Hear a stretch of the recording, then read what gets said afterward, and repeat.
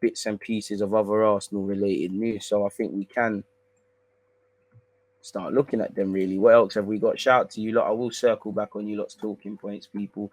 Don't feel left out. Where is it? I was reading a bunch of articles on the Athletic. Ramsdale, who's our new number one, technically got the number one shirt. Ramsdale wants to prove he should be Gareth Southgate's first choice goalkeeper for this Winter World Cup. He said, I'm in and around it at the moment, but things can change very quickly, especially this season. There's going to be Pickford, myself, Sam Johnson, Dean Henderson, Nick Pope, and probably some others. There are probably going to be 5 or 6 English goalkeepers trying to get on the plane. So although I'm around at the moment, I need to keep myself there. Facts. And then he spoke about Brendan Rodgers calling him the best English keeper at the moment.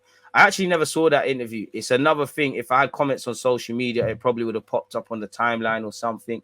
So it was probably 2 days after when one of the lads in the dressing room asked if I'd seen what Brendan said about me.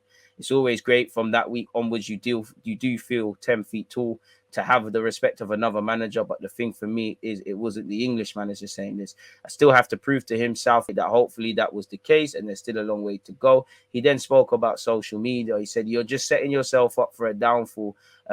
The people I need to impress, like I said, are the manager, the coaching staff, and ultimately my teammates. If I have their trust, then I'll have the fans' trust as well. And that's true. You can't listen to fans, bro. You can't listen to fans because if Man United had fans had their way, Sir Alex Ferguson wouldn't have done what he's done. Man would have said Wenger who. Ramsey, was criticised at Arsenal a lot. He left, in tears, and a lot of fans didn't want to see him go. So it is what it is. Starting to look at some other news now. Xhaka has compared Marquinhos to Martinelli. He has said, he reminds me of Gabby Martinelli. When he first came, everyone was saying, yeah, he'll go to the under-23s first and stuff like this. But how Gabby adapted at this level was unbelievable. I have the same feeling with Marquinhos as well. For his age, he's very developed physically, very fast, good left foot. Of course, he still needs to adapt to this level first, this country as well. But I see a big future for this guy. In the end, we didn't achieve what we wanted. We had everything in our hands. That's why we were very, very disappointed, of course, but it's over. We can't change anything. What we can change is for the future, and the future started in pre-season, which included those new signings who are doing a very good job already, very good with their teammates, very open, very humble. They know what they want. We are trying to help them, and I'm looking forward to the start of the season, says Granit Xhaka, people. Oh, well, we've seen this already. This is yesterday. We spoke about Mikel Arteta's training thing where he's blurring out you never walk alone. Cedric has said fans have an influence on the team. All or nothing is something to learn from. I hear that. You've been filming for the last year. How did you find the whole experience of Amazon following your every move? It was definitely something different, especially at the beginning. You're very aware at the beginning, but during the season, you end up forgetting about those cameras, whether they're there, turned off or on or off. I think it became normal. In the end, it was a good experience. I'm very curious about what is coming. I think it's something good for the club, something to learn from. I'm excited to watch it. He then spoke about the first episode. Of course, we didn't have the start to the season we wanted. That's obvious. We had tough games. They were not easy at all, but the team was a bit down, which is normal. Arteta tried to bring the group together. It was a good speech, and he always tries every week to change the speech and interact with us a little bit, get a bit more emotion sometimes with his plans tactically, which we have to respect. But before we go onto the pitch, we have to touch some emotional points. It was good, it was important, and it helped turn the season around. Granit said in the show how amazed he was with Arteta's attention. He said, I would say picking moments when he is not detailed would be easier. He always tries to prepare the game with a lot of detail. In all the games that we played, there was a lot of detail in every perspective. He tries to prepare with a lot of information, a game plan. So we can't complain about not having enough information. He's on it. He works on every detail of the game, and rest is down to the players. Every week, he's very detailed. Mikel is about every small detail. Obviously, this should be bringing the fans together. I'm not going to read that. There should be that. Yeah, people. And he obviously spoke about the lack of fans during the COVID times. He then spoke about it being a long season, and he spoke about mental health as well, people, which is obviously something as well. Arteta said, I don't ask for people to like me or love me. It is who I am. Trust. It is what it is. I know some of you that love my content will hate me tomorrow. Some of you will hate me and love me. I can't. If I believe everything, if it is what it is, you can't. You just got to stay true to yourself and keep level-headed. But anyways, the passion that I feel for this game, for this club, is what drives that emotion and that level of participation and that desire and hunger to be the best and improve at all times. I don't ask for people to like or love me. It is who I am. That's their choice, and my choice is always to try to be myself and be the person with values that I have been raised with. It doesn't concern me, but it concerns my loved ones. And obviously, everyone likes to be liked. But what I guarantee you're going to see is who I am, and not only me, but who we are as a club, which is the most important thing, much more important than me. And that perception, hopefully, is positive, and that worries me much more than my personal one. I hear that. I hear that. I hear that. Arteta, my guy. I hear that. Well, they express their feelings when we are losing football matches, and we are here to win, and we should never forget that. We can have the best intention, but you have to win football matches. When you don't, as a manager, you get sacked. It's as simple and as clear as that. Okay, gonna remember that. One of our biggest responsibilities, and it's a beautiful thing, is to make people happy and enjoy certain moments in their life. We are responsible for that. It's a big pressure, but at the same time, it is an incredible power to have. Exactly. He then opened up about his childhood and things like that. He said he was an active child. He obviously had an operation on his heart as a child. Yeah, people. So yeah, I don't want to read it because it's going to spoil a lot of the all or nothing for me personally. Kieran Tierney spoke about battles with mental health and losing two of his friends to suicide, people, which is fucked, really and truly. He said, it was hard to start with. I was really struggling, really low. Homesickness was terrible to start with. This is probably when he signed for Arsenal. Outside training, you had a lot of time to think. I'm not saying I was ever in a bad place where I was suicidal, but my friends have been. 2 or 3 of them have committed suicide, lost their lives. You're with these people. You don't know a thing. They've not spoke. So I feel a certain responsibility to try and help as much as I can because I kind of know how it feels to be in a certain place. Trust, I know how it feels to have literally £2 in your account, be staring at sitting at Tottenham Marshes thinking, why is your life so shit? I know exactly how it feels, man. I know exactly how it feels, almost touching close to home, people. And I was never pressing the out button, but I could understand why people would, man. Life is filled with hits, but you just have to keep going. Ramsdale has said, I give my dad a heart attack when I pass the ball out. Crazy. Pass accuracy last season. So Ramsdale's got a lot to improve. Well, De Gea's just passing it to a teammate, but yeah, Ramsdale scores 10th. He said, where is it? Being a footballer is one of the best jobs in the world, but at the same time, it's also one of the worst. Don't get me wrong. This isn't me asking everyone to feel sorry for us. Yet I hope this program will show how hard it is. All the time spent away from family, kids and families, all the constant traveling and living out of a suitcase, plus the stress you put on yourself and the stress you get from fans. 1 week you're winning games and on cloud 9. The next you lose against the team you shouldn't lose to, and suddenly it's all doom and gloom. I just hope that supporters get to see we are only human, and they should remember that. You see us enjoying ourselves, but also the times when we're suffering together. Everyone thinks football is easy. Those that understand football know it's not easy. Those that think of it on a simple way of thinking go, oh, they earn a lot of money. That's that. So I think many people could understand that. You're on the pitch for 2 or 3 hours and then you go home. It's not like that. You're traveling 24/7. You're in the gym. You're having treatments for injuries. I'm not asking for sympathy. It's just really the facts of the job. I had a lot of online negativity, idiots telling me not to sign, threats trying to scare me and saying we know where you live, stuff like that. We don't advocate that, especially this internet pussy old shit. Like, leave the guy alone. You cannot rate the guy, but it's nasty. Whether you rate Ramsdale or not, if one of your friends or someone got a promotion or they're joining a big company, be happy for them. Whether you rate the man or not, let the man be happy. And this is why Ramsdale, I think he could be a captain one day, because again, I look at him, I look at Eddie. There's a couple of players, you should never listen to the fans, because 1 minute you're the guy, then you're not. Just, know that they're going to love you or hate you accordingly. And everyone should learn that in life. Going back to myself, I'm under no illusion with you lot as well. I know some of you, a small minority, actually fuck with me. Some of you like what I do, not me. Some of you like me today, going to hate me tomorrow, and vice versa. It comes with the territory. It is what it is. And if everybody could use their own life experience, they might have a lot more sympathy for people, not just footballers. So yeah, man. So pretty quickly, I turned off all the notifications on social media from people who I don't follow back. They can still try to message me, but it's only my friends and people who are important to me who can contact me. My mum and dad are on social media, but I don't really know what they are doing. So it's quite easy for them to type Ramsdale into Twitter and end up on a page where there's lots of negativity and abuse. So turning off the notifications has definitely helped, made me feel safer, but it's also better for my family and it stopped them from getting upset. And that's the main thing. I'm sure Ramsdale, living with opinions, you're a professional footballer. It's your family and friends that see it and whatnot. Yeah, man. He said, as much as I love the fans, the people I need to impress are the manager, the coaching staff, and my teammates. There you have it, people.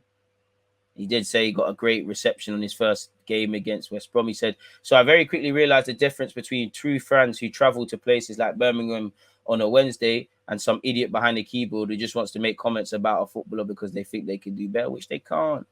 He then went on to speak about conceding the late goal against Villa. That was in a really early stage of my Arsenal career. And in previous 2 years at Bournemouth and Sheffield United, a late goal would have resulted in either a draw or defeat. My standards are high, sorry, people. And I believe that goal difference can be a huge factor. So we have to defend for 96 minutes and not take our foot off the throttle. You're right. I'm not selfishly focused on clean sheets. I just felt we needed to defend properly as a team. Fact. He said, my dad still hates watching, especially now. He tells me week in, week out to stop passing into midfield because it's going to give him a heart attack. I just say to him, you have to speak to Mikel about that. And because he's got the manager's number from when I signed, he says, okay, I will. That must be bossy. You know, his dad's using that in the pub. I got Mikel Arteta's phone. I can tell him about players I want. He's always a very competitive person, and I'm told he walks in and out of the box during every game. You can see during the program that he tries to kick and save every ball with me while he's watching. He's in a state of complete exhaustion by the time I see him after games. It's only going to get worse for him the better we do. Hopefully, I'm going to get in the Champions League. You never know. I might play in a World Cup or Euros, so that's something he's got to deal with. And yeah, it's right. Comes with the territory. And yeah, these are just more talking points in relation to that. I don't want to ruin all or nothing, so I don't really want to. Apparently, the Odegaard touches on that in all or nothing, really. So I don't want to touch on his Aubameyang comments. We've seen what Tierney's had to say. You know, again, I don't want any all or nothing spoilers. I don't want any. I think these are the same comments, really. I think these are the same comments. You're setting yourself up for downfall. As much as I love the fans, they don't really have an opinion on what we do on the pitch. I hear that. And they don't really know, let's be honest. Oh, I never saw this part. I think the first phone call I had with the boss, it went really well. He started asking me about the family and things, and he personally asked to ring my dad. To be honest, I don't really know what that conversation was about. It was just one of those things to know that the manager wants to find out about your family, and it wasn't about him telling my dad this is the best place for him and trying to get me to sign. It was actually just about finding out what I'm like as a person, what the family is like. You can tell he's a family man. This would be a calm guy in Yorkshire, just going to the pub, being on the building side, be a calm guy, really. And I think for me, I identify with that a lot. Like, I identify with Eddie a lot in the interview he done, because if you didn't know that's Eddie, that could be one of your brethren, really. And we know that they'll never be judged as normal humans, but you have to criticize them, hold them to high accounts. But you need to remember these lot are humans with feelings. Nobody's making mistakes on purpose in that. So yeah, it's true. It was actually just finding, well, so yeah, man. And you can just feel the culture he's created at the club. He asks us about my family. I think he asks us about everyone else's family near enough every week and shows what type of person he is. And of course, and obviously that's aimed at building a bond. Think about it logically. How many of you have played Sunday League football? And you might be playing a team where you're cool with people where you don't know them, but you could be playing for another team where you could be, let's just say you're now 25. You've known certain people since before you even knew they were there. Your families grew up together. You went same nursery. You've been in, certain things that have happened where, it's fight or flight. You've been with them. That is going to transpire into football. And when someone does that and proves they care, naturally that's going to help, really. And you can tell he's learned that from Wenger, man. So, yeah, it is what it is, man. So, yeah, man, that's good. Everyone does think football is easy. It's not like that. But, yeah, some very interesting comments. Odegaard's discussed creative Arteta settling down at Arsenal and Amazon documentary. He has said, every day I'm learning something new. There are so many details like how you control the ball and body position and individual for the team. Definitely, there are a lot of details and it helps us improve. He's not just telling us what to do, but he's also teaching us why. And I think that helps the team to understand more. He then went on to say, I think we were all a little bit shocked in the beginning when the music was on. He's talking about, obviously, the Anfield stuff. It shows the way he wants to do everything to prepare the team in the best way. He's very creative. I thought it was nice and a fun way to prepare for the atmosphere. Anfield can be the loudest stadium in the country. I think it was a nice way to prepare. He then wanted to say, I haven't seen any of the show yet. I don't know what you can see and what you can't see. I think you'll see a lot of things he does to prepare the team. He's very creative. he will always do what it takes to prepare the team as good as possible. It's always interesting to be in a meeting with him, and you can always learn things and pick up new things. There are so many details in the game, and he will teach you that maybe you did not think of. So it's really interesting and nice to learn so much about football. I enjoy that. When asked about becoming a leader, he said, in the beginning, I wasn't playing that much. And towards the end of the season, I played more. I performed better. So it was easier to take that ownership, to be more important for the team. It developed with time. We didn't have a conversation about it, I think. I think it's very helpful to have a manager who has played in the club, done a lot of good things and experienced a lot. It helps a lot. And he knows a lot about the situation we are in. He can understand it. Of course, he learned a lot from his career, and he's using that in a really good way to help us. He did say, we see football the same way. I feel like I understand a lot of things he wants us to do. It's just a natural thing. I don't see it in that way. I don't know if people mean it or if it's a joke, but I feel like we have a good connection.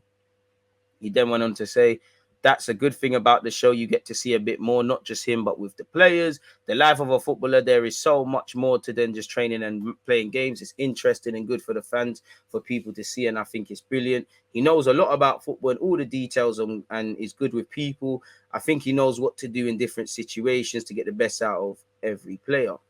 He then said, I feel really at home. I feel like I've settled down. I moved around a bit too much, and it was maybe not the best thing. At the same time, I think I learned a lot from it, and I went to Madrid very young, and of course, it's hard to play there. So I had to go somewhere else, and I changed 3 or 4 teams. He's been at Vitesse, he's been at Sociedad, he's been at Arsenal.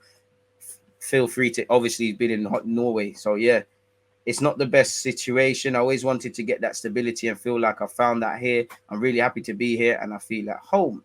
I've learned everything about the club, the manager, how he wanted to do things, how he wanted to use me and improve me as a player, and the ideas he had for me and the team. It was a good decision to come back. So yeah, and then he spoke about the Aubameyang stuff as well. He said, I think it was a tough situation for everyone. No one wanted this to happen. It was not an ideal situation for the club, for the players, for Obo. Of course, it was tough. For Obo, it's hard, and for the manager. It was really difficult and a tough situation, but in football, you have to keep going and look forward. I think we did that in a good way. So it was a sad situation, but you have to deal with it and move on. Such is life. Such is life. William Gallas has, Gallas has said that Tottenham and Arsenal will finish ahead of Chelsea. Just because Gallas said it, I want to disagree with it, so I'm going to move away from that. Ben White was told he was shit after joining from Brighton people by a group of kids. He said, mate, I've got some little kids absolutely giving me stacks. They were mugging me right off. They were like 50 million, you're shit. That is funny, though. It's sad they shouldn't do it, but the way he's put it there is funny. Such is life, man. Arthur Okonkwo's been getting bigged up by the crew manager people. He said he's dealt with a scenario. He only had 1 day's training with us going into the game, so only 24 hours in the building around his teammates. But with the type of character that Arthur is, he was always going to take that in his stride. He's very calm, composed, calm, quiet, and reserved in the way he holds himself. But once he goes on the pitch, he has that steely determination to succeed. He lives in a pressure environment every day at Arsenal, training around world-class players and the demands of a world-class manager. Don't know if you can say that with Arteta yet, but yeah. So it didn't surprise us that he's coped admirably.